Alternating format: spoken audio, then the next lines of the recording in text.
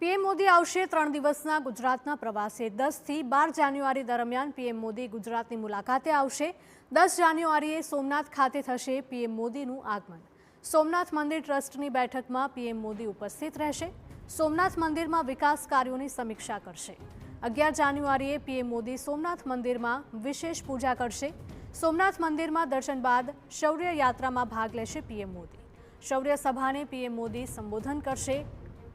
રાજકોટમાં regional vibrant સમિટનું પણ ઉદ્ઘાટન કરશે।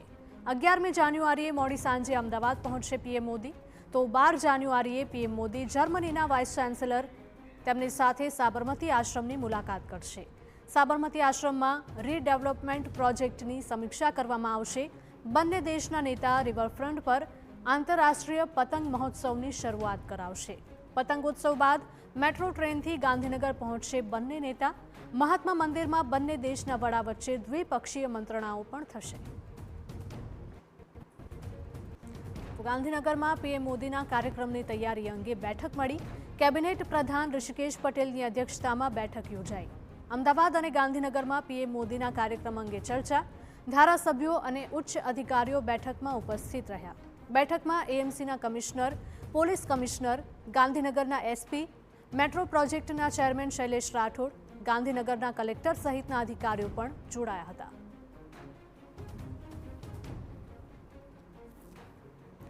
તો પીએમ નરેન્દ્ર મોદી ગુજરાતના પ્રવાસે આવવાના છે અને તેને લઈને જ અનેક તડામાર તૈયારીઓ કરવામાં આવી રહી છે। પીએમ મોદી 3 દિવસના ગુજરાતના પ્રવાસે આવવાના છે। 10 થી 12 જાન્યુઆરી પીએમ મોદી ગુજરાતની મુલાકાતે આવવાના છે। 10 જાન્યુઆરીએ સાંજે સોમનાથ ખાતે પીએમનું ભવ્ય સ્વાગત કરવામાં આવશે। પીએમ મોદીની અધ્યક્ષતામાં સોમનાથ ટ્રસ્ટની બેઠક પણ મળવાની છે। સોમનાથ મંદિરના વિકાસ કાર્યોની સમીક્ષા પીએમ મોદી દ્વારા કરવામાં આવશે। 11 જાન્યુઆરીએ પીએમ મોદી સોમનાથ મંદિરમાં વિશેષ પૂજા અર્ચના પણ કરવાના છે। સોમનાથ મંદિરમાં દર્શન બાદ શૌર્ય યાત્રામાં પણ તેઓ ભાગ લેવાના છે। શૌર્ય સભાને પીએમ મોદી સંબોધિત પણ કરવાના છે।